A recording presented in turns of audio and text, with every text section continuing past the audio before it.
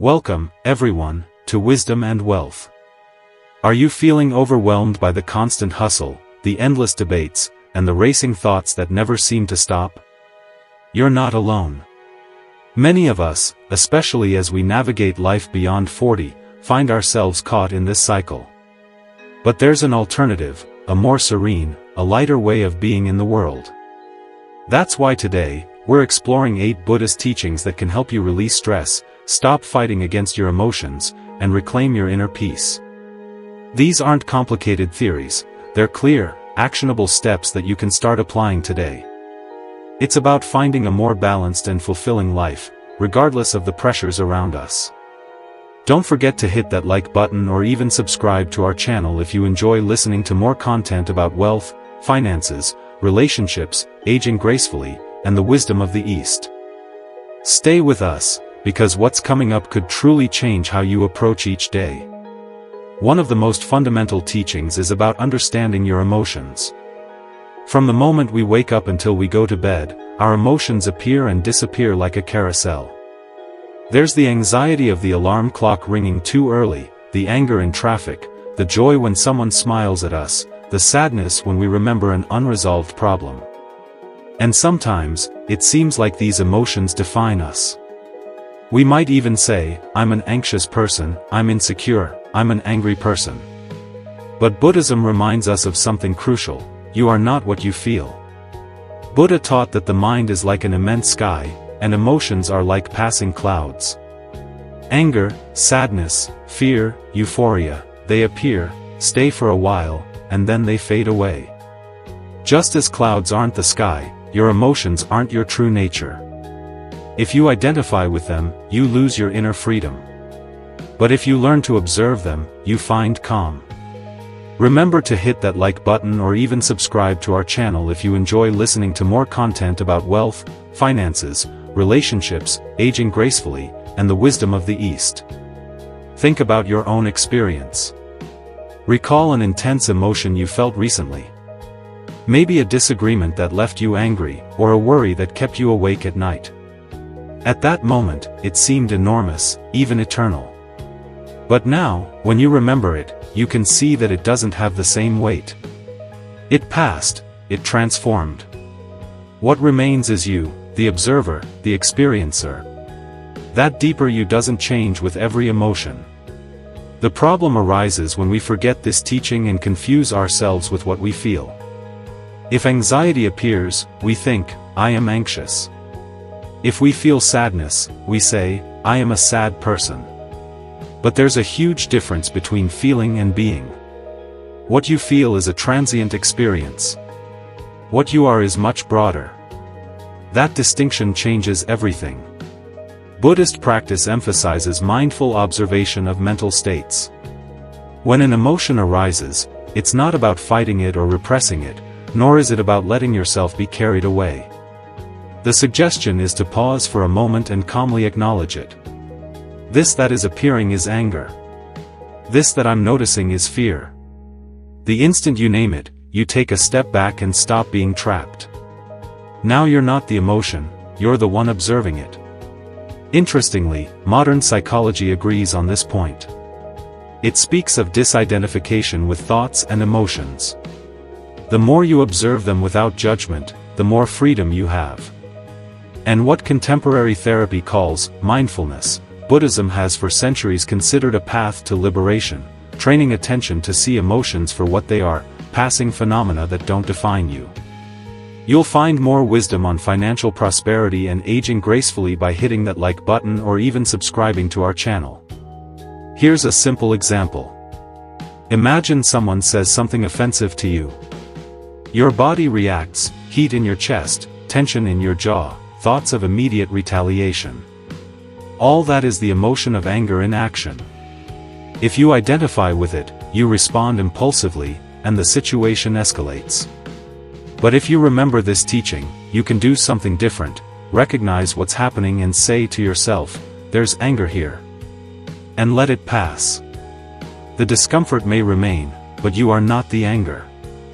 That changes your response and changes the experience. It's the same with sadness. There are days when it seems to weigh too much. But if you remind yourself that sadness is a temporary visitor, it stops being a monster that devours you and becomes something that's simply there, occupying a space that isn't eternal. The sadness isn't you, it's just passing through. The Buddha explained it clearly: suffering doesn't come only from what we feel, but from how we relate to it. If you believe you are your emotions, you suffer more, because you remain trapped in them. If you observe them as phenomena that arise and disappear, you regain calm. This doesn't mean becoming cold or indifferent.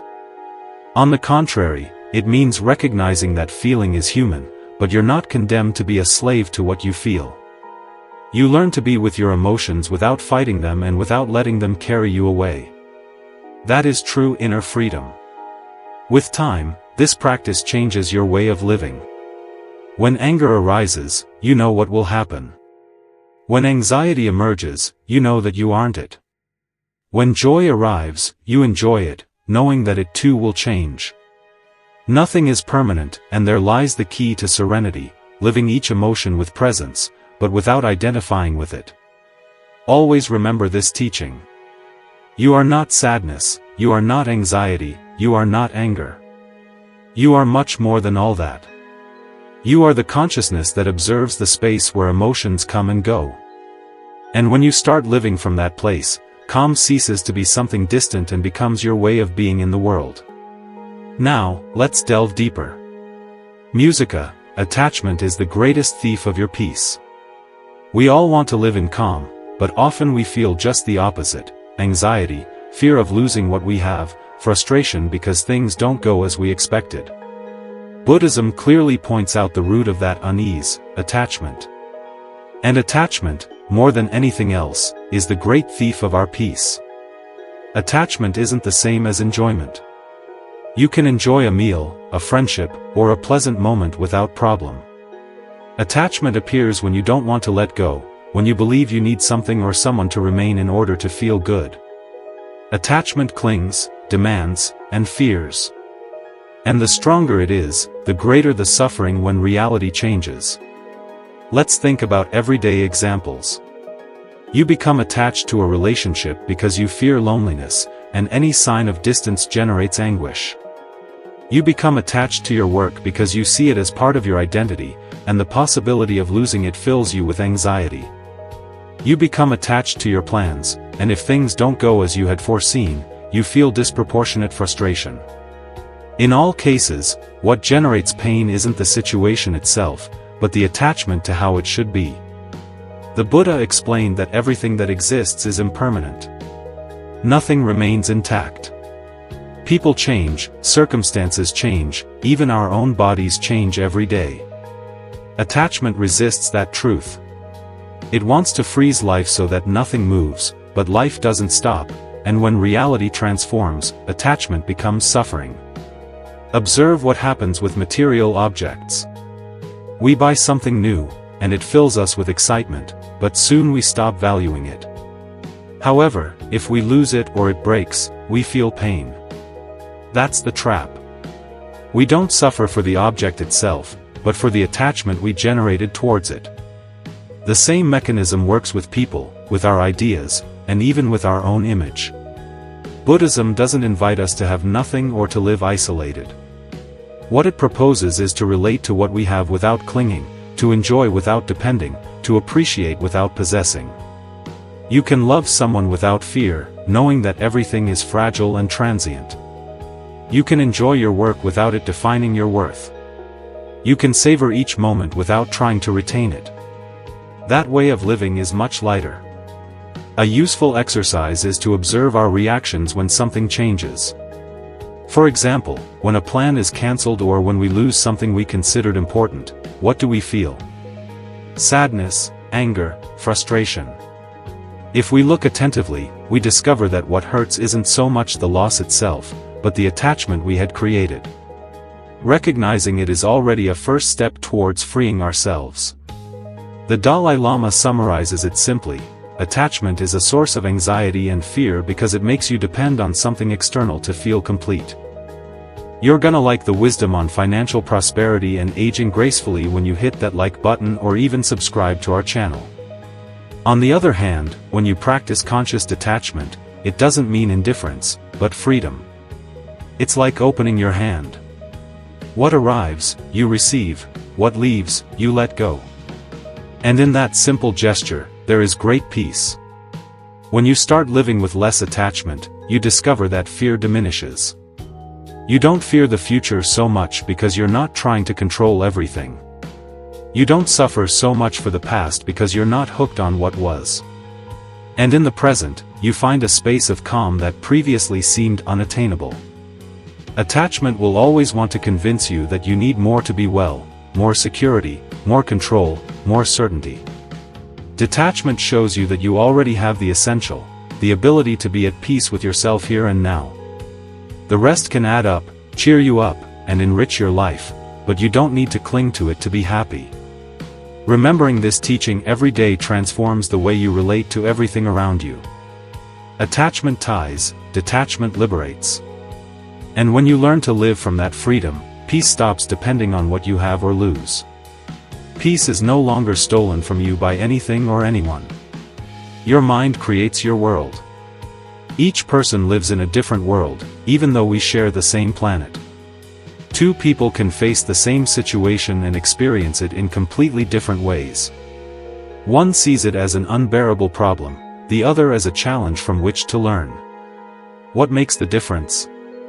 The mind. Buddhism expresses it with a powerful teaching: your mind creates your world. It doesn't mean you invent the external reality, but that the way you interpret it completely changes your experience. If your mind is full of thoughts, fear, worry, and criticism, everything you look at will be seen with that color. If your mind is more open, grateful, and serene, life seems much lighter. It's as if you were wearing glasses. You don't see the world as it is, you see it through the filter of your own mind. Buddha taught that what we think shapes what we feel and how we act. If your thoughts are of resentment, you will live with anger. If your mind clings to comparison, you will always feel insufficient. If you cultivate thoughts of calm and compassion, your life fills with more peace.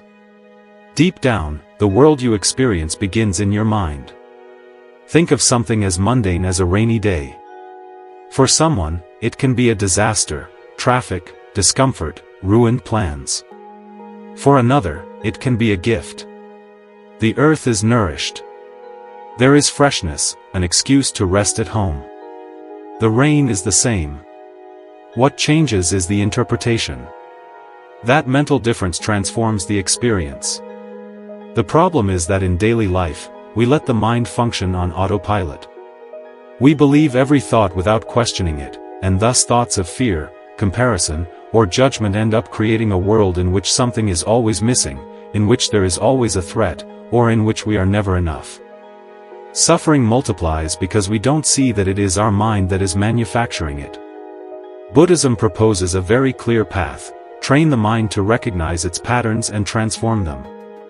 It's not about forcing yourself to think only positively, but about developing clarity to realize how your thoughts condition your experience. If you detect that your mind is trapped in complaint, you can stop, observe it, and not continue feeding it. That simple gesture changes the course of the day. The practice of mindfulness plays an essential role here. By observing how your mind reacts to what happens, you discover the enormous influence it has on your life. Someone's comment can make you be in a bad mood all day if you repeat it in your head again and again, or it can remain a passing moment if you recognize it and let it go. The situation is the same, but your inner world changes by the way your mind processes it. A clear example is that of obsessive thoughts. Whoever has gone through anxiety knows how difficult it is to get out of that circle.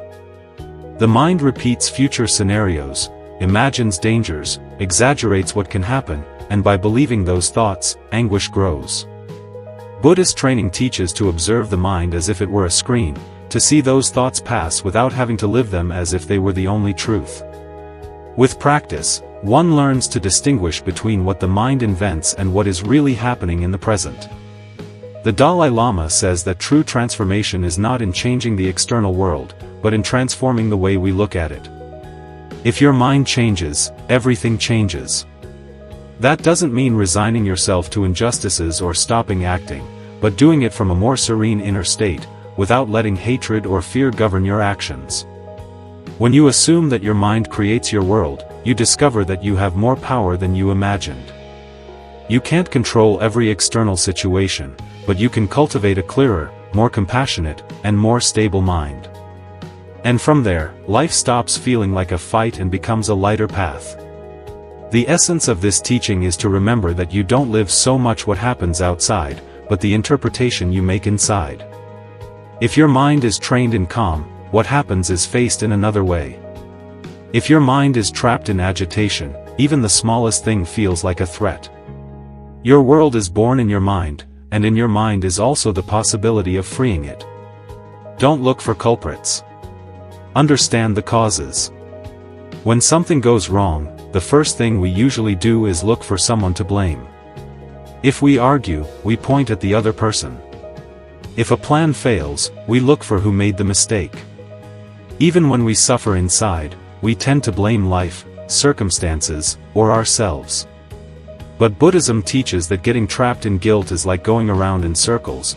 It doesn't solve anything and only increases suffering. The invitation is different. Instead of looking for culprits, understand the causes. Buddha explained that everything that happens arises from previous conditions. Nothing appears by chance, everything has causes that make it possible. It is what is known as dependent origin. Each situation is the result of a network of factors. When we understand this, we stop reducing problems to someone's fault and begin to see them more broadly. And that vision gives us calm. Imagine an argument at home. Instead of thinking, "It's the other person's fault because they spoke badly to me," you can stop and observe what factors influenced. Maybe you were tired, there was accumulated stress, old unresolved wounds. And at that moment, a word lit the spark. It's not that one person is the problem, it's that a series of causes combined. Seeing it that way opens the door to understanding and not resentment. The habit of blaming is very ingrained, even towards ourselves. How many times do we punish ourselves with thoughts like, "It's all my fault, I always make mistakes"? But as with others, multiple causes also act in yourself: your history, your education, your fears, your emotional state that day. It's not about justifying everything we do, but about seeing that there is a framework of factors behind each action. And when you see it, instead of sinking into guilt, you can learn and transform it. Guilt is heavy because it fixes its gaze on the past. Understanding the causes, on the other hand, opens a path towards the present and the future. If you discover what conditions generated a conflict, you can work so that they don't repeat. If you understand what factors lead you to anxiety, you can transform them little by little. Understanding turns suffering into learning. Buddhism insists a lot on the importance of compassion, and this teaching reinforces it. When you stop pointing out culprits, your heart softens. Instead of getting trapped in anger, you can ask yourself, what suffering is behind this action? What causes led this person or myself to react in that way? That look doesn't justify the damage, but it illuminates it and allows you to respond with more wisdom. Think, for example, of someone who reacts aggressively. If you only look at it from guilt, you think, "He is a bad person." But if you look at it from the causes, you may discover that he has lived with a lot of pain, that he carries wounds that he never healed, that he acts from confusion and fear. It doesn't mean accepting the damage, but it does mean understanding that behind the action there is a chain of suffering. And that understanding prevents hatred from multiplying in you. The same thing happens to us. When we fail, we tend to punish ourselves without mercy. But if we analyze the causes, we see that that failure is the fruit of a context: tiredness, ignorance, stress, lack of practice. That compassionate look towards yourself is not an excuse, it is the basis for learning and doing better next time. Stopping looking for culprits doesn't mean stopping acting, it means acting from clarity. If you understand the causes of a problem, you can transform them. If you only stay in the blame, you stagnate. Guilt encloses, understanding opens, and only with understanding is a true change born. You'll love the wisdom on financial prosperity and aging gracefully when you hit that like button or even subscribe to our channel. When you apply this teaching in your daily life, you notice how your heart becomes lighter. The discussions lose strength because you no longer need to win or be right. What you are looking for is to understand.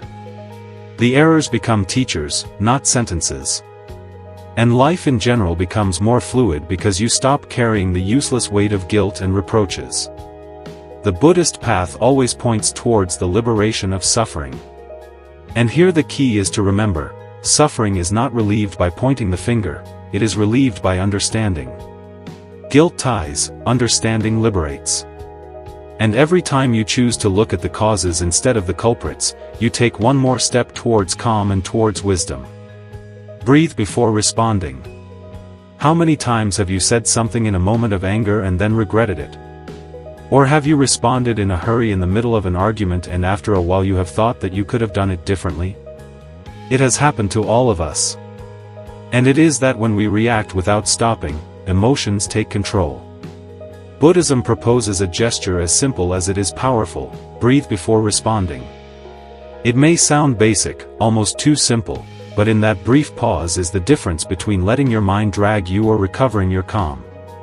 When you breathe consciously before speaking or acting, you interrupt the automatic reaction and create a space of freedom. That space, even if it is a few seconds, completely changes the course of a conversation, often the course of an entire day. Buddha taught that the agitated mind generates suffering and that mindfulness is the door to serenity. Conscious breathing is one of the most direct practices to return to the present. The air goes in and out, and as you observe it, your body calms down and your mind becomes calmer. In that instant, you recover the clarity that intense emotions usually obscure. Think of a moment of tension at work. A colleague speaks badly to you, and your immediate impulse is to answer in the same tone. If you do, the discussion escalates. But if before opening your mouth you stop and take a deep breath, something changes. That short pause deactivates part of the anger and gives you time to choose another response. You may still express your disagreement, but no longer from blind reaction, but from clarity. Modern science supports the same thing that Buddha taught centuries ago. By breathing deeply and slowly, the nervous system activates a calming response. The heart is regulated. Muscle tension decreases, and the mind clears. That physiological effect gives you the control that impulsivity steals from you. Breathing before responding doesn't mean repressing what you feel. On the contrary, it means giving it a space so that it doesn't explode without control. It is recognizing that the emotion is there, but remembering that you are not a slave to it. Each conscious breath is a reminder that you have the ability to choose. In daily life, this gesture may seem small, but it transforms relationships. An argument in a couple softens because one of the two people takes a second to breathe. A criticism at work does not become a major conflict because someone chooses to respond with calm instead of with anger.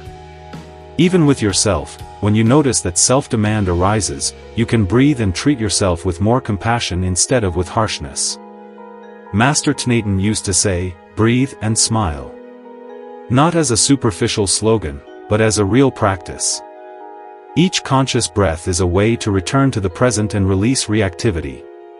Instead of letting anger or haste speak for you, you let your clarity do it. Try it. The next time you are about to respond something charged with anger or quickly, stop.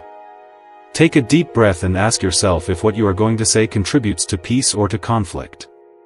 That single question, sustained in the space of breathing, changes the course of your response.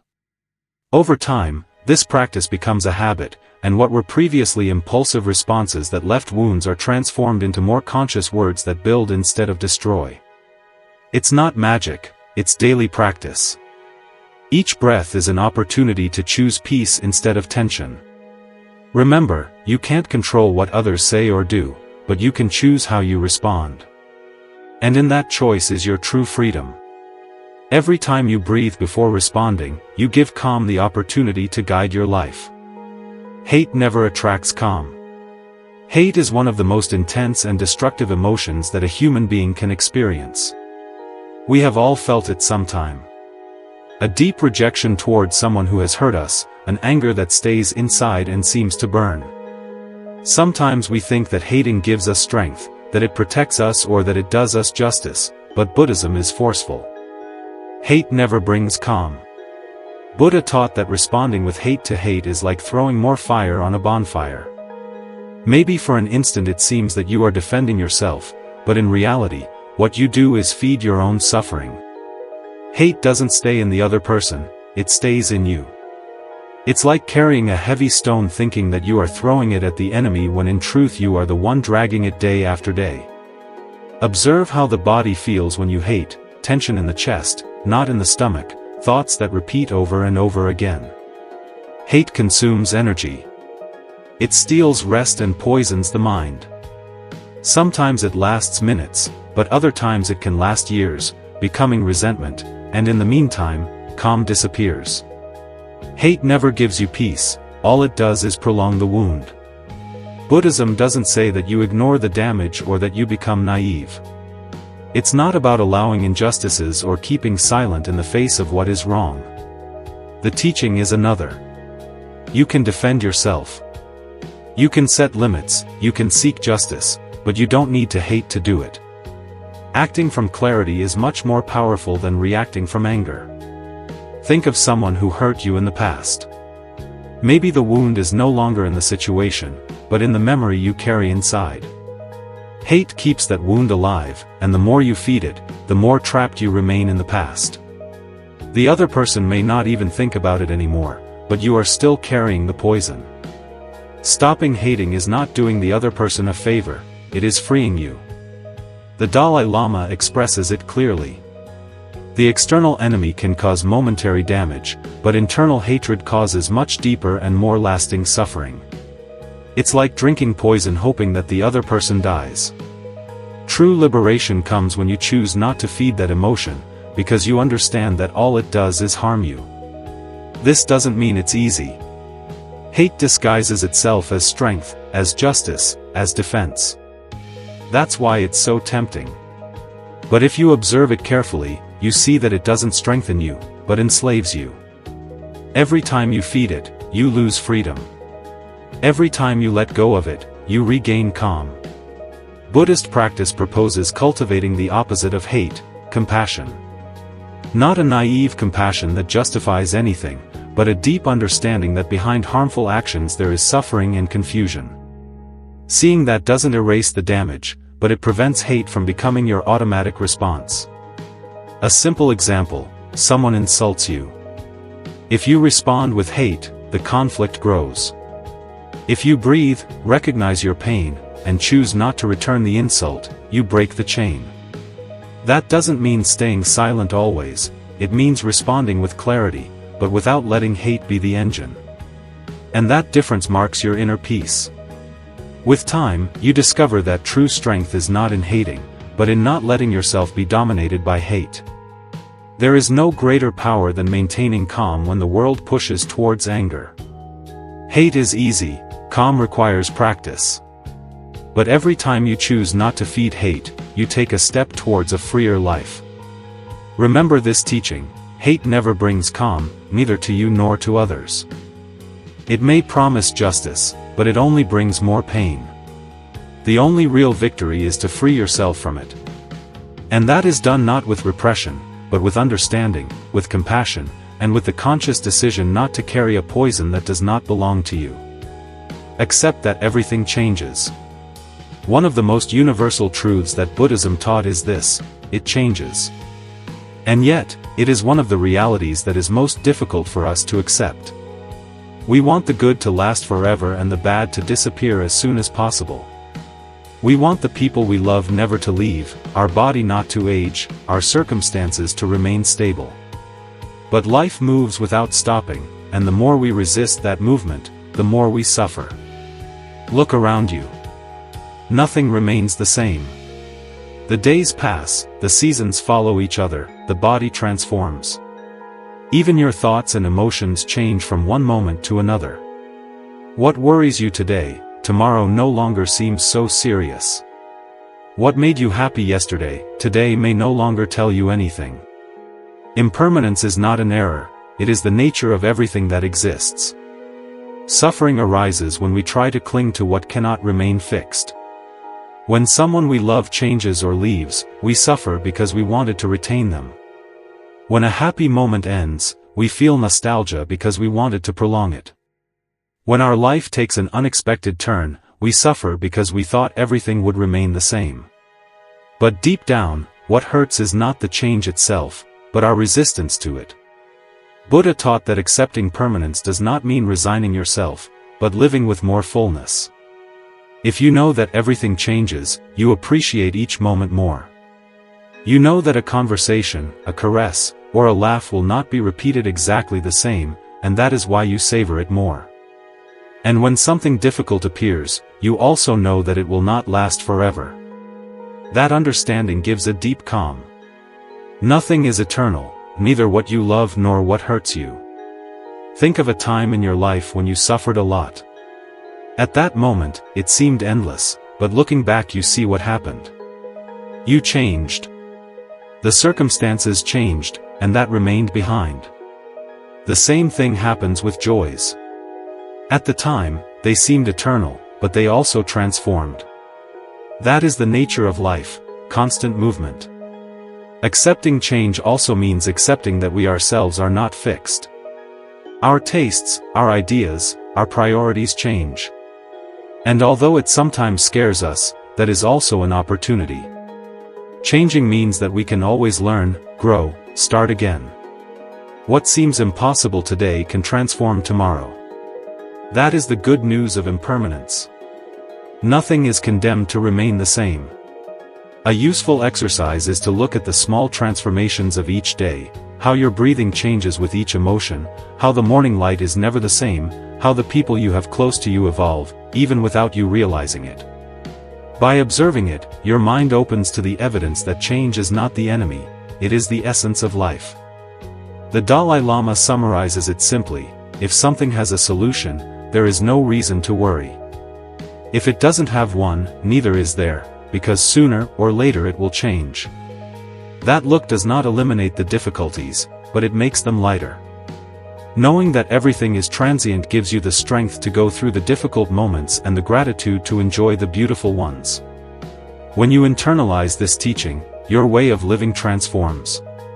You no longer cling with desperation because you know that nothing lasts. You no longer sink into despair because you know that nothing is eternal. You learn to walk lightly, accepting that life flows and that you are part of that movement. Accepting that everything changes is accepting life itself. And when you do, fear diminishes and calm grows, because you no longer fight against the inevitable, you simply learn to live with it. And in that acceptance, paradoxically, true freedom appears. Silence is your refuge. We live surrounded by noise. The noise of the streets, of the screens, of the constant conversations, but also the internal noise, thoughts that don't stop, worries that repeat, emotions that push us without rest. In the midst of all that bustle, we forget something essential: silence can be our refuge. Silence is not absence of life, it is not emptiness or boredom. In the Buddhist view, silence is a sacred space where the mind rests and the heart opens. That place where we don't need to speak or do anything, simply be. When you give yourself moments of silence, your mind calms down and your breathing becomes deeper, and little by little what seemed agitation transforms into calm. They think how rare it is nowadays to be in silence. Many people feel uncomfortable as if there were a void to fill. But if you dare to stay in that space, you discover that silence is not an enemy, but an ally. In it, you can listen more clearly both to what is happening inside you and to what is happening around you. The Buddha spent long hours in silence, not because he had nothing to say, but because he knew that silence is a source of wisdom. Talking a lot can disperse us, but silence concentrates, gives clarity. In silence, you learn to listen to yourself, to feel your body, to perceive your emotions without running away from them. A simple example: when you are in the middle of a discussion, if you choose to be quiet for a moment and breathe, silence becomes a refuge that prevents the situation from exploding. Instead of responding with anger, you find a space to calm down. That instant of silence changes the whole dynamic. You can also seek silence intentionally in your day.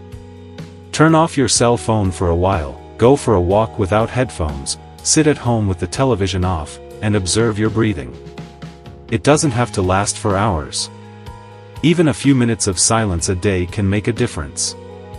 Those minutes are like a balm that returns you to the present. Science confirms it. Moments of silence help reduce stress, balance the nervous system, and improve concentration. But beyond the physical, there is something deeper. In silence, you find yourself without distractions. You discover that you don't need so much external noise to be well because the calm you are looking for is already inside you. Silence is a refuge because it reminds you of the essential, helps you separate what is important from the accessory, what is urgent from what is true. In the midst of haste and confusion, silence returns you to the center. The Buddhist path invites us to make silence a habit. It's not about running away from the world, but about having an inner place to return to when life becomes agitated, a space to rest, regain strength, and look at things with more clarity. That space is not far away, it is in you every time you choose to stop and keep silent. Remember this last teaching: silence is not emptiness, it is fullness, it is not absence, it is presence. And when you turn it into your refuge, you discover that you don't need so many external things to feel peace. Peace is there in your own breathing, in your own stillness. And so we close this journey through 8 Buddhist teachings to live with more calm, 8 simple reminders that you can apply in your daily life. You are not what you feel. Attachment steals your peace. Your mind creates your world. Understand instead of blaming. Breathe before responding. Do not feed hate. Accept change and seek refuge in silence. May these teachings accompany you not as distant ideas, but as living practices, because every day, in the small and the ordinary, you have the opportunity to choose calm instead of noise, understanding instead of guilt, freedom instead of attachment. And on that path, step by step, you will discover that peace is not in another place. Peace is in you. Remember to hit that like button or even subscribe to our channel if you enjoy listening to more content about wealth, finances, relationships, aging gracefully, and the wisdom of the East.